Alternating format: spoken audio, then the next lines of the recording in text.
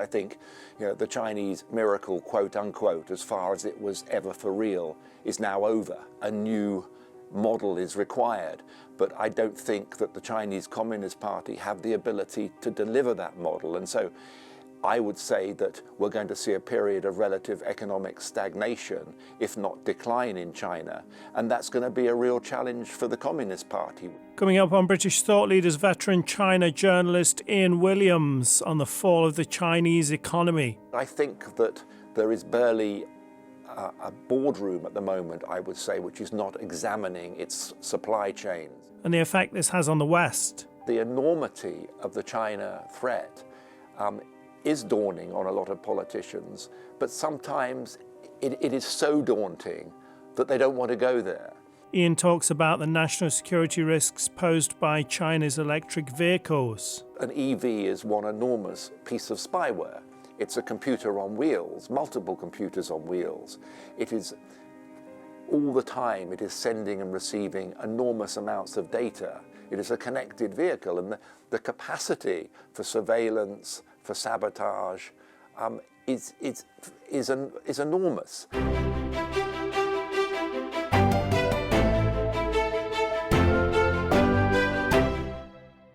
Welcome to British Thought Leaders. I'm Lee Hall. Today I'm sitting down with journalist and author Ian Williams. Ian, thanks for joining us. It's a pleasure. So your new book, Vampire State, is out. It's an excellent read. So the subtitle is The Rise and Fall of the Chinese Economy. Are we seeing the collapse of China's economy now?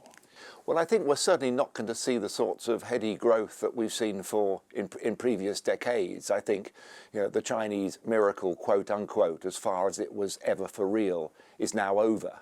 I think that the sort of changes which are necessary to the economy to try and put it back on an even keel are very difficult in the hands of Xi Jinping, because they run contrary to everything that he stands for.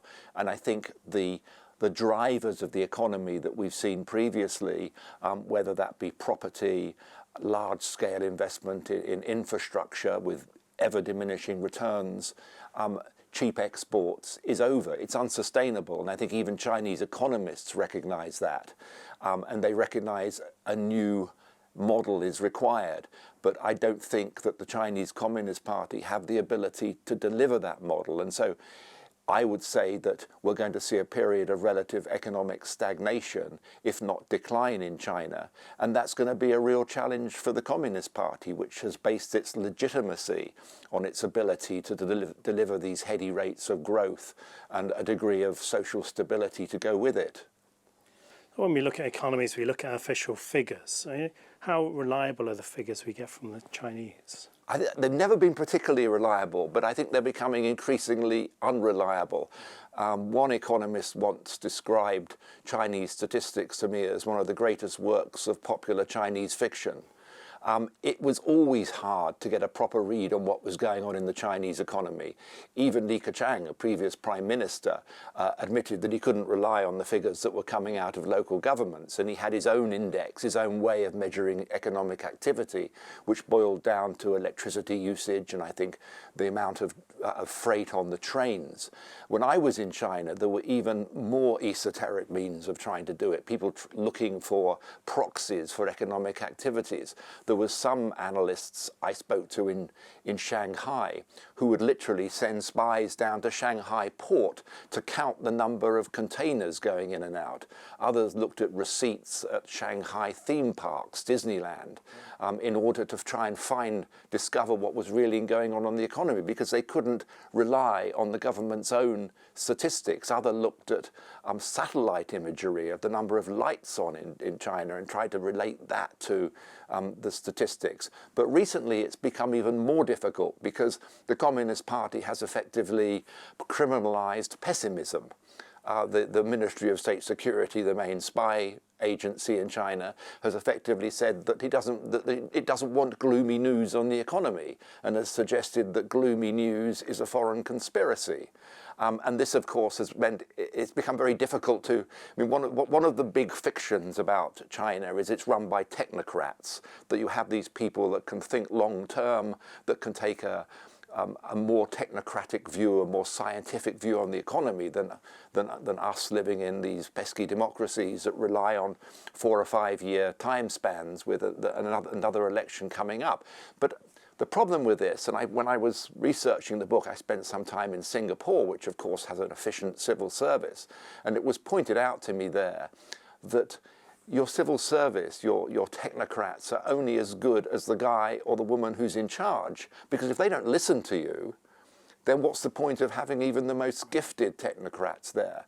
And increasingly in China, there's a sense of people telling the emperor what he wants to hear. There was a recent case at one of China's top economics institute with a number of people, senior economists, being dismissed because they brought out a report that was critical of Xi Jinping's management of the economy.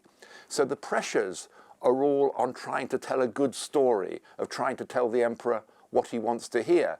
Now, on top of that, foreign companies, multinationals operating in China, used to rely a lot on the private due diligence industry. These are companies, some foreign, some Chinese, who did market surveys, market research, who sometimes investigated partners that were being taken in China, business partners, individual employees. And it was quite routine for foreign companies to go to these organizations in order to get an independent sense of what was going on, because they couldn't rely. There was no transparency in government, and there was so much corruption that they needed to find an independent way of trying to figure out what their would-be partner was like, as well as getting a sense of what the industry they might be going in was made up of and where it was going. Well, a lot of these companies have now been targeted, have been forced out of business, have had their activities curtailed, because increasingly the Communist Party wants to be the sole originator of information. It wants to be the organization that says it the way it is, and it doesn't trust any independent sources of information. So it's actually become increasingly difficult for foreign companies, governments, analysts to really get a grip on what's going on with the Chinese economy, which in some respects have made things even more difficult, because yes, we know the economy is struggling in relative terms, but how much it's struggling, where it's going, where the fault lines are, have become increasingly difficult. And in fact, this effort at trying to prevent any transparency has in many ways made things more difficult, because of course any market relies on information, and good information, whether it's a stock market or a property market.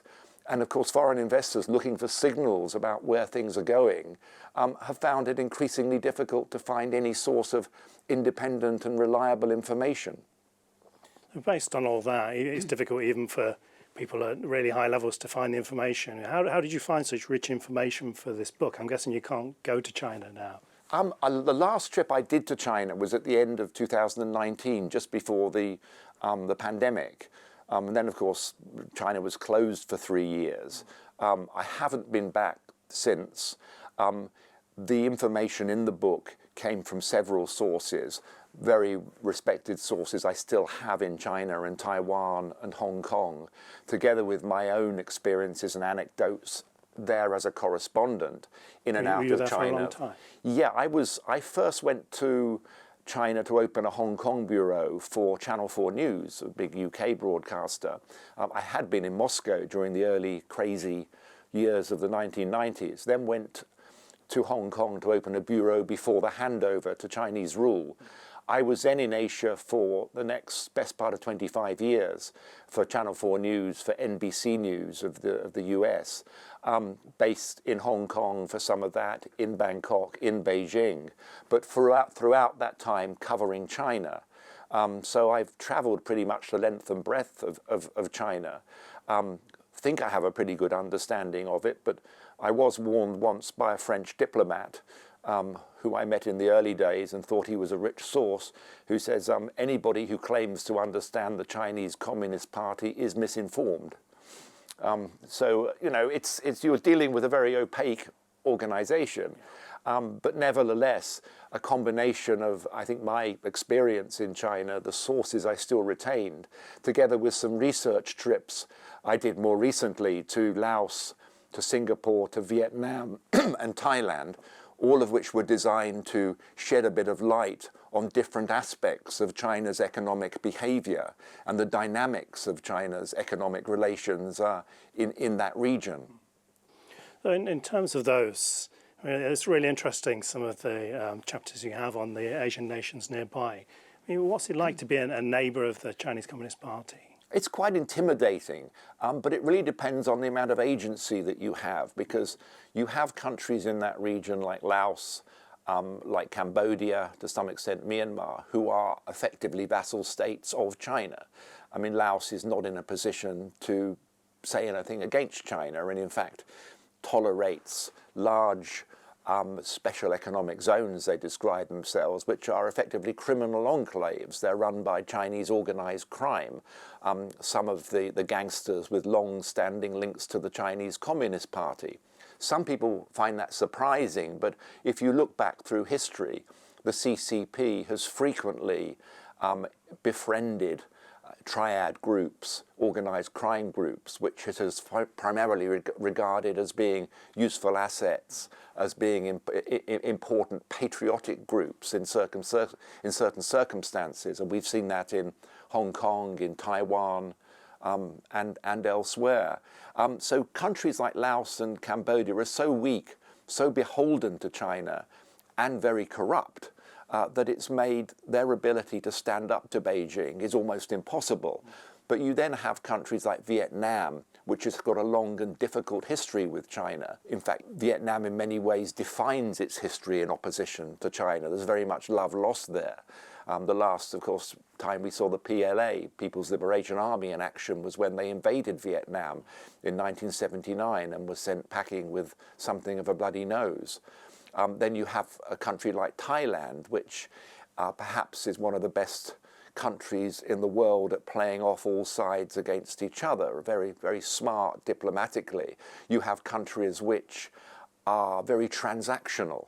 And in fact, the Chinese Communist Party is very transactional, and a lot of countries like Thailand, like Malaysia, like Singapore, are very adept at reading the international geopolitics and exploiting it to their benefit. China's is very overextended internationally at the moment. It's not much loved. Its money is loved, but China per se is not the most popular place among countries around the world. And I think it's become increasingly, we're seeing countries who look at the geopolitics, the competition that's going on, and think, hey, we can make this work for ourselves. We can play countries off against each other, which is what they frequently do. But they're the ones, the smarter ones, with the stronger hand. As I say, countries like Laos, Myanmar, Cambodia, it's much more difficult because they are far more beholden to Beijing. So a lot of the West's biggest brands now have massive operations in China. Do you think at this point that they're starting to see some regret? Maybe it looked like a better opportunity than it was? I think so, but they won't say so publicly. I mean, it's very difficult. You talk to, I spoke to a lot of business people in researching this book, and it's astounding what they will tell you privately, but publicly they will not want to be seen criticizing the Chinese Communist Party or its management of the economy, because the CCP is a vindictive organization, and they know that that could come back to bite them, and they could be harmed as a result of that. They tend to sound off to the chambers of commerce in China because they do periodic surveys of business sentiment, and it's a way of sounding off without being openly critical and doing it anonymously. But I think that there is barely a boardroom at the moment, I would say, which is not examining its supply chains. We've seen the language change from supply chains would be where you'd go where things were cheapest and most efficient, and in the past that's largely meant China. Now we're seeing them talk about resilience, and resilience is very much code for spreading the risk and reducing their exposure to China. And I think that's common. It's perhaps not moving as fast as it could and should be, But nevertheless, I think those conversations are happening in boardrooms around the world. They're alarmed because China is becoming a more hostile environment to do business for foreigners, and they're alarmed by the new geopolitics and being caught up in all this with sanctions and counter-sanctions and tariffs. Now, we've got two of the biggest names, of course, in corporate America, Apple and Tesla, are very highly dependent upon China as a market and also as a manufacturing base. Each of those have been very useful in their own way to the Chinese Communist Party. Apple built the most sophisticated supply chain on the planet around China, and China benefited enormously because of the way that the prowess, the skills it gave them as part of a high-tech supply chain, which it could use then in multiple other ways. Now, of course, I think Tim Cook, who talks the talk, he describes his relationship with China as being symbiotic, which I think is pretty accurate. But they're now realizing that actually the dependence is quite dangerous, and Apple is scrambling to open new facilities in Vietnam, in India. They're talking to Indonesia. They will not openly say anything critical about China, but Foxconn, which is their biggest contractor, and many others that work for them, are looking now to relocate in other countries because they realize they are so exposed to China. Elon Musk, of course, is someone who's been in the news a lot at the moment because of his proximity to President-elect Trump. He is heavily exposed to China. He received a lot of favors from the Chinese Communist Party in terms of the land for his factory, in terms of the loans he was provided, in terms of his ability to own it outright instead of in a joint venture, favors he was given to keep his factories open during COVID, multiple ways. Why? Because China wanted one of the world's most innovative companies in China. It also wanted to galvanize and develop its own supply chains in EV technology and the use of AI, artificial intelligence, in those cars. And of course, Tesla was a world leader in that. Arguably, it's worked extremely well, that strategy, because China's own EV industry now is threatening Tesla around the world in terms of market share. So you've got this situation where the company that helped create this supply chain, this industry in China, is now being threatened by its creation. Musk describes himself as a free speech absolutist, but that absolutism has tended to stop at the Chinese border. And he's very much echoed China's positions on Hong Kong, Taiwan, and much else. So in that respect, again, China's investment in Musk has somewhat paid off. And it's interesting in looking now at the way the US government develops its policy towards China, where you've got close to the new president a lot of people we might describe as China hawks, people who have spoke strongly about the need to develop, to continue to confront China, and Musk, who depends quite significantly on China for his business. And what emerges from that in terms of China policy is, I think, going to be quite intriguing. What do you expect to see from the CCP in Trump's upcoming term? Well, it's interesting. I mean, last week there was a flurry of activity coming out of Beijing, which I see very much as them sending a signal to Trump that we're not going to take all this lying down if you start imposing heavy tariffs. We saw exercises around Taiwan. But quite significantly in the East China Sea and the South China Sea, Taiwanese sources described them as the biggest since 1996, which was when Taiwan held its first fully democratic presidential election, which China sought to disrupt.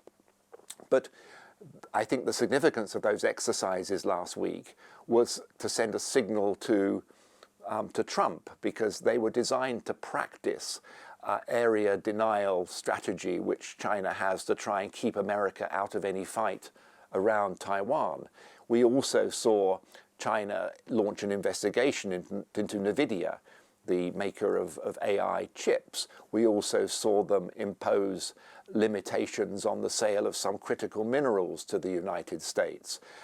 In my reading, this is all designed to send a signal.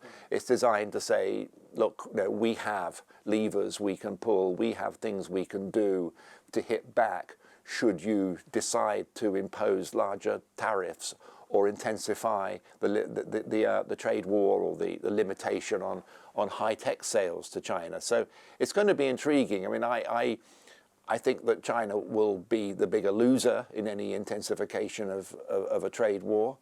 But nevertheless, I think Xi is sending a message to Trump that he has his own weapons that he's willing to use. So you'd mentioned about Tesla and then the Chinese EVs.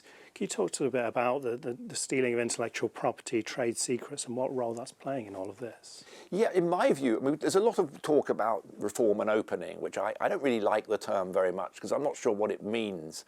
And if you look at the momentum for reform and opening and the way it's developed over the years, I think fundamental to it has been the survival of the Communist Party, and the way it's ebbed and flowed has very much reflected the party's perception of its own strength and its own neuroses and its own paranoia. But I think what's been fundamental, if there's a single thing that you can identify, is the acquisition of foreign know-how and technology by every and any available means. It was hardwired into the early reforms that Deng Xiaoping launched, and it has continued. And of course, when the cyber era, the internet era came along, it was turbocharged, and we've seen China stealing intellectual property, technology, know-how on an industrial scale throughout the world. And arguably, this will intensify even further with more limitations on, if you might call it, more legitimate ways of acquiring technology, because the West is becoming more cautious about tie-ups with scientists linked to the Chinese military establishment. The restrictions on technology are becoming tighter, which means they may well be relying more on theft and cyber espionage to acquire know-how. Now, the EVs are interesting in multiple ways. I think that there are 100% tariffs in the United States on Chinese EVs. Europe has imposed tariffs. Britain has yet to do so. But the argument about EVs has been cast very much in terms of the economic impact, the unfair trade of an industry which has been heavily subsidized by the Chinese government, as have most, or if not all, of the renewable energy industries that have grown up. And the accusation being this is unfair competition because of these enormous subsidies that the Chinese government has received. But I think one aspect of EVs which has not really been sufficiently stressed, but I think will be in the months and years ahead, is the security, the national security aspect of it. I mean, we look at our phones and we're concerned that there might be a piece of spyware on them, but an EV is one enormous piece of spyware. It's a computer on wheels, multiple computers on wheels. It is all the time, it is sending and receiving enormous amounts of data. It is a connected vehicle, and the capacity for surveillance, for sabotage, is enormous. And I think we're only just waking up to that. The irony is that the Chinese Communist Party is perhaps a little bit ahead of us in that knowledge, because they barred Tesla cars from entering military and government facilities in the United States. So they're pretty well aware of the capacity of a car brimming with sensors, cameras and computers for spying, surveillance, sabotage. And I think that realization is only just coming to us in the West, that actually the capacity for harm is enormous. Now, defenders of the EVs would argue that it's a fast way to decarbonize your economy if you embrace cheap EVs from China, and that companies would be crazy to start suddenly shutting down a city or suddenly being caught spying. This would fatally damage their business prospects. But yes, I mean, that's now here in times of relatively good relations. But in times of conflict, anything's possible. And are you going to leave yourself wide open to that possibility? Nobody thought Russia would wield the energy weapon that it did after the invasion of Ukraine. So why is it so outlandish to think that China would not wield the power it has over connected vehicles in the case of conflict? And I think a lot of these projections, these thoughts, have not been sufficiently thought through. Well, why is it that the CCP is thinking about that and we're not? I think a lot of it is that there is a sense of more strategic thinking, of longer term thinking on security. I think there is a sense here we're in a market economy. It's about short-term benefits. It's about decarbonisation is a very big issue in the West, in Britain, looking for speedy ways of doing that. It's about money making. It's about wanting to find easy ways from A to B. And I think there's a sense that the enormity of the China threat is dawning on a lot of politicians, but sometimes it is so daunting that they don't want to go there. There's been a paper that came out recently, I mentioned it in the book, about cellular modules. And cellular modules are these little devices which you will find in just about any computer or any connected device, from your connected fridge through to your car. And this is it's like the gatekeeper. It's what transmits the data from the device through to base. And something like 50 or 60% of those are made in China. Right. And that percentage will likely grow because, again, it's been something which has been identified by the Chinese government as an area it wants to dominate.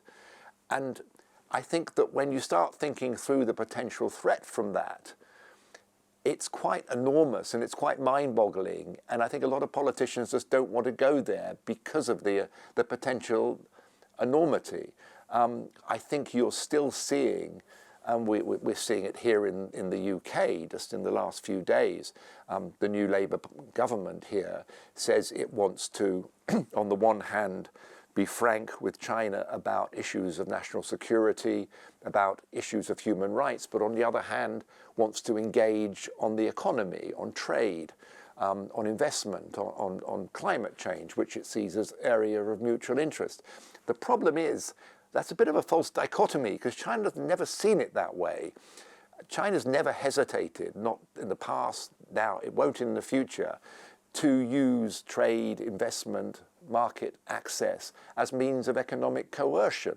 We've seen this on there are multiple examples of this, from Lithuania, which was bullied over its decision to open a Taiwan representative office in Lithuania, allowing Taiwan to use its own name. We saw it in Australia, where they sought to punish Australia for having the audacity to demand an independent investigation into the origins of COVID. And numerous surveys have shown that the use of coercion, economic coercion, is growing, and the number of cases and circumstances in which it's used has been expanding. So we have to prepare for that and be aware of it. And also, I think, to be aware that dependency isn't just an accident. It's not something that, hey, how did that happen? It's a policy of the Chinese Communist Party. Xi Jinping's on record with this, that creating dependencies, particularly in critical areas, is a policy of the party because it gives it leverage. It hasn't tried to hide this. It's in speeches that have been made. Which make it even more important, I think, to examine dependencies in critical and dangerous areas. Looking at the green issues, China's the biggest user of coal, but at the same time is manufacturing the equipment for us to do renewable energy. How would you view China's role in the green movement? Yeah, this is one of those bizarre that China is at the same time arguably the cleanest country and the dirtiest. And what I mean by that is, yes, it has installed more renewable energy, whether it's wind farms, whether it's solar panels, than anywhere else in the world. And it has the biggest renewable industry, but it also remains the planet's biggest polluter. It's addicted to coal and it's building coal-powered stations, more of them in China than the rest of the world put together.